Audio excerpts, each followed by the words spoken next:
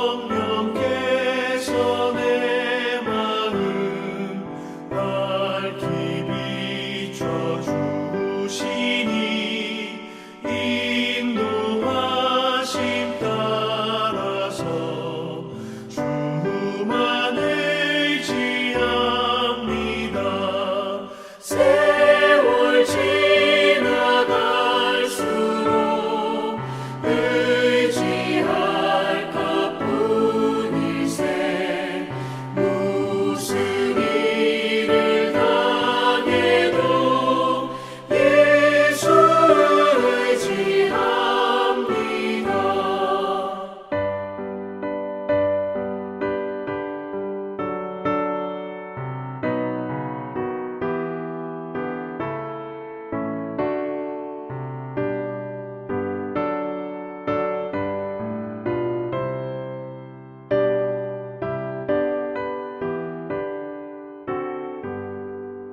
밝을 때의 노래와 어두울 때의 기도로 위태할 때 도움을 주께 간구합니다. 세월 지나갈수록 의지할 것뿐이세. 무슨 일을 당해도 예수 의지합니다. 생명이 있을 동안에 예수 의지합니다. 천국 올라가도록 의지할 것뿐일세. 세월 지나갈수록 의지할 것뿐일세. 무슨 일을 당해도 예수 의지합니다. 오늘 하나님의 말씀은 창세기에서 41장 1절에서 16절까지 말씀입니다. 만 2년 후에 바로가 꿈을 꾼즉 자기가 나일 강가에 서 있는데 보니 아름답고 살진 7 암소가 강가에서 올라와 갈밭에서 뜯어먹고 그 뒤에 또 흉하고 파리한 다른 7 암소가 나일 강가에서 올라와 그 소와 함께 나일 강가에 서 있더니 그 흉하고 파리한 소가 그 아름답고 살진 7 소를 먹은지라. 바로가 곧 깨었다가 다시 잠이 들어 꿈을 꾸니 한 줄기에 무성하고 충실한 7 이삭이 나오고 그 후에 또 가늘고 동풍에 마른 7 이삭이 나오더니 그 가는 7 이삭이 무성하고 충실한 7 이삭을 삼킨지라. 바로가 깬즉 꿈이라. 아침에 그의 마음이 번민하여 사람을 보내어 애굽의 점술가와 현인들을 모두 불러 그들에게 그의 꿈을 말하였으나 그것을 바로에게 해석하는 자가 없었더라. 술 맡은 관원장이 바로에게 말하여 이르되 내가 오늘 내 죄를 기억하나이다. 바로께서 종들에게 놓아사 나와 떡 굽는 관원장을 친위대장의 집에 가두셨을 때 나와 그가 하룻밤에 꿈을 꾼즉 각기 뜻이 있는 꿈이라. 그곳에 친위대장의 종된 히브리 청년이 우리와 함께 있기로 우리가 그에게 말하매 그가 우리의 꿈을 풀되 그 꿈대로 각 사람에게 해석하다니 그 해석한 대로 되어 나는 복직되고 그는 매달렸나이다. 이에 바로가 사람을 보내어 요셉을 부르매 그들이 급히 그를 옥에서 내놓은지라. 요셉이 곧 수염을 깎고 그의 옷을 갈아입고 바로에게 들어가니 바로가 요셉에게 이르되 내가 한 꿈을 꾸었으나 그것을 해석하는 자가 없더니 들은즉 너는 꿈을 들으면 능히 푼다 하더라. 요셉이 바로에게 대답하여 이르되 내가 아니라 하나님께서 바로에게 편안한 대답을 하시리이다. 1절에 보니까 만 2년 후에, 그렇죠? 요셉이 그 술 맡은 관원장의 꿈을 해석한 후 2년 후에 이 사람은 이제 다시 바로에게로 돌아왔기 때문에 승승장구하고 있는 시간이어서 뭐 빠른 시간이었을지도 몰라요. 그러나 요셉에게는 이 인연이 정말 아주 긴 시간이고 어떻게 보면 절망하게 만들 수 있는 시간이었어요. 분명히 나랑 약속해 놓고 어떻게 나를 잊어버릴 수 있을까? 저 2년이라는 긴 시간. 그러나 요셉은 잘 기다렸죠. 그렇죠? 바로가 꿈을 꾼 줄 자기가 나일 강가에 서 있는데 바로가 꿈을 꾼 거예요. 어떻게 보면 이것이 하나님의 섭리예요. 완벽한 타이밍을 위해서 하나님께서 잊어버리게 하신 것이다 라는 거죠. 우리는 조급해요. 왜 빨리 안 되지? 왜 저 사람 왜 잊어버렸지? 왜 하나님 저 사람을 잊어버리게 하지? 뭐 온갖 생각들이 다 생길 수 있겠지만 우리 하나님의 타이밍은 완벽하시다라는 걸 보여줘요. 왜요? 대충 풀려났으면 요셉은 애고의 총리가 될 수 없었어요. 그렇죠? 바로의 꿈을 꾼 후에 풀려나야 돼요. 왜냐하면 바로의 꿈을 해몽해 주기 위해서 요셉이 존재하는 거니까. 그래서 바로가 꿈을 꾼즉 자기가 나일 강가에 서 있는데 보니 아름답고 살진 일곱 염소가 강가에서 올라와 갈밭에서 뜯어먹고 그 뒤에 또 흉하고 파리한 다른 7 염소가 나일 강가에서 올라와 그 소와 함께 나일 강가에 서 있더니 그 흉하고 파리한 소가 그 아름답고 살찐 7 소를 먹은지라. 바로가 곧 깨었다가 바로가 꿈을 꿉니다. 근데 꿈을 꾼 당사자가 이게 무슨 내용인지 몰라요. 무슨 내용인지 모르죠. 네, 아마 굉장히 불길한 생각으로 깼을 거예요. 그 다시 5절에 다시 잠을 들어 꿈을 꾸니 한 줄기에 무성하고 충실한 7 이삭이 나오고 그 위에 또 가늘고 통풍이 마른 7 이삭이 나오더니 그 가는 7 이삭이 무성하고 충실한 7 이삭을 삼키지라. 바로가 깬즉 꿈이라. 그렇죠? 자꾸 안 좋은 것이 먹어요. 안 좋은 것이. 불길한 꿈이에요. 불길한 꿈.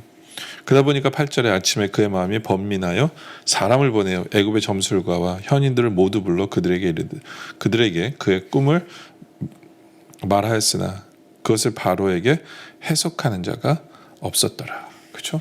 아무도 이 꿈을 해석하는 사람이 없었다라는 거죠. 그렇죠? 그때 9절에 술 맡은 관원장이 바로에게 말하이르되 내가 오늘 내 죄를 기억하나이다. 그렇죠? 자기가 이야기하겠다고 했잖아요. 내 꿈을 해석해 준 이 사람을 어떻게든 기억하고 뭐 이러기로 해놓고 잊어버렸잖아요. 그러니까 왕에게 오히려 자기가 내가 잘못했습니다라고 얘기하면서 바로께서 종들에게 놓아서 나와 떡 굽는 관원장을 친위 대장의 집에 가두셨을 때에 나와 그가 하룻밤에 꿈을 꾼즉 각기 뜻이 있는 꿈이라. 그렇죠? 다른 꿈을 꿨잖아요. 근데 꿈 해몽이 맞았잖아요. 12절에 그곳에 친위 대장의 종된 히브리 청년이 우리와 함께 있기로 우리가 그에게 말하며 그가 우리의 꿈을 풀되 그 꿈대로 각 사람에게 해석하더니 그 해석한 대로 되어 나는 복직되고 그는 매달렸나이다. 그렇죠? 꿈 해몽을 잘하고 꿈 해몽대로 그대로 이루어진 사람이 있다는 것을 2년 후에 알려주는 거예요. 그러니까 아무도 꿈 해몽을 못하는 그때 바로 요셉이 등장하도록 하나님께서는 이 모든 시간을 완벽한 타이밍을 만드시는 분이 우리 하나님입니다. 우리 생각에는 왜 이렇게 늦지라고 생각하지만 완벽한 타이밍에 이것을 하시는 분이다 라는 거예요. 그리고 중요한 것은 뭐냐면 형들은 요셉의 꿈을 가지고 비꼬았어요. 야 저기 꿈꾸는 자가 온다. 그리고 팔면서 죽이려고 하면서 그랬잖아요. 네 꿈들 한번 이루어지는지 보자. 예.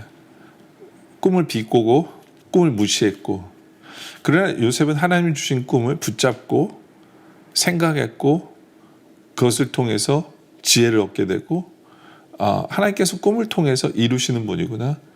꿈을 믿게 되고 네? 그래서 결국에는 자기가 꾼 꿈을 시작으로 그렇죠?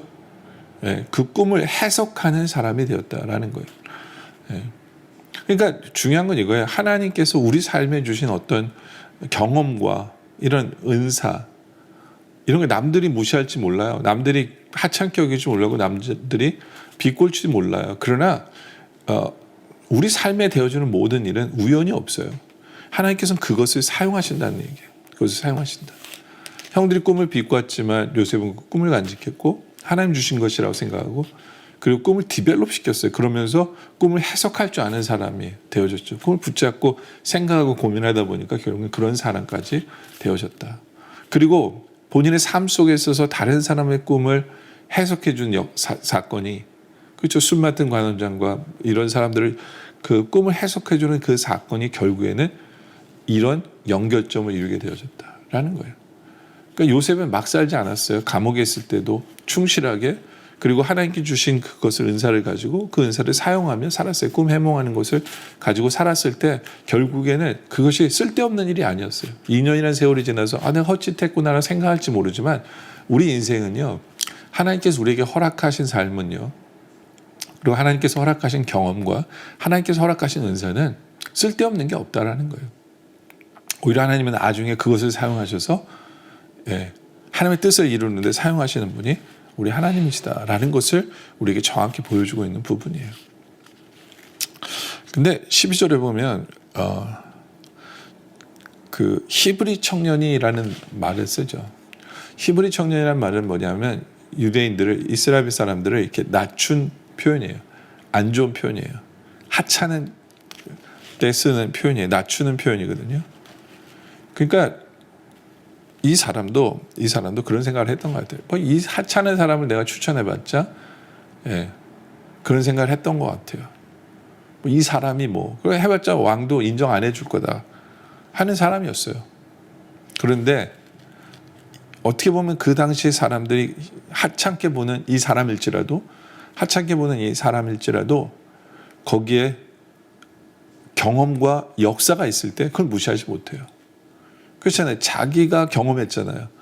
자기가 꿈을 해몽한 대로 그대로 되어지는 것을 경험했잖아요. 그 자기가 경험한 바를 바로에게 알리니까 바로도 무시하지 못해요. 보통 같으면 야 히브리 사람이 뭘 할 수 있겠어. 말도 꺼내지 마. 이랬을 거예요. 그런데 자기가 경험한 거잖아요. 자기가 경험한 거를 얘기했을 때 거기에 힘이 있는 거예요. 거기에 힘이 있는 거죠. 그러니까 요셉이 헛짓을 한 게 아니에요. 그것을 경험하게 함으로 말미암아 하나님은 그것을 사용하신 것이다 라는 거죠. 그래서 14절에 이에 바로가 사람을 보내요. 요셉을 부르매 그들이 급히 그를 옥에서 내놓은지라. 요셉이 그 수염을 깎고 그의 옷을 갈아입고 바로에게 들어가니. 그렇죠? 옷이 또 바뀌어요. 어떻게 보면 형들에게 뺏긴 옷이에요. 형들에게 옷이 뺏겼어요. 그래서 아버지에게 그 옷에 피를 묻혀서 죽었다라고 얘기하는 옷. 보디발의 아내에게 옷을 뺏겼어요. 그 옷 때문에 어떻게 보면 그 억울한 누명을 쓰게 됐죠. 계속해서 옷을 벗을 때 안 좋은 일이 발생하는데 이제는 다시 옷을 입게 돼요. 그러니까 하나님께서 옷을 입혀주신 거예요. 그러니까 다시 회복시켜 주시는 상징적인 모습이에요. 그러면서 15절에 바로가 요셉에게 이르되 내가 한 꿈을 꾸었으나 그것을 해석하는 자가 없더니 들은즉 너는 꿈을 들으면 능히 푼다 하더라. 너 꿈 풀어봐라. 그랬더니 요셉이 또 아주 중요한 얘기를 하죠. 16절에 요셉이 바로에게 대답해 이르되 내가 아니라 하나님께서 바로에게 편안한 대답을 하시리이다. 그렇죠? 자기가 하는 일이 아니라 하나님께서 하시는 것이다 라는 거예요. 여러분 이게 굉장히 두려운 얘기예요. 왜냐하면 바로는 자기가 신이라고 얘기해요.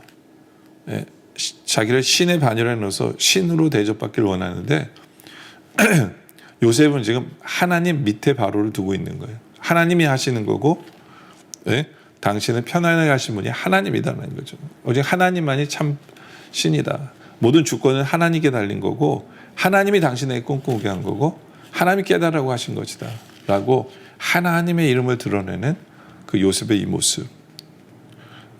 우리가 이걸 배워야 돼요. 그렇죠? 어떻게 보면 요셉에게 절호의 얘기지만 요셉은 항상 하나님을 드러내요. 하나님이 하십니다. 하나님이 줄 것과 하나님의 다스리심을 항상 얘기해요. 그것도 세상의 신이라고 자기 스스로가 자부하는 바로 앞에서 하나님을 높이는 바로 이 삶. 하나님을 높이는 이 삶.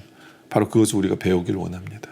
여러분들 어떻게 보면 2년이라는 세월 절망하고 하는 그 시간 우리에게도 있을 수 있어요.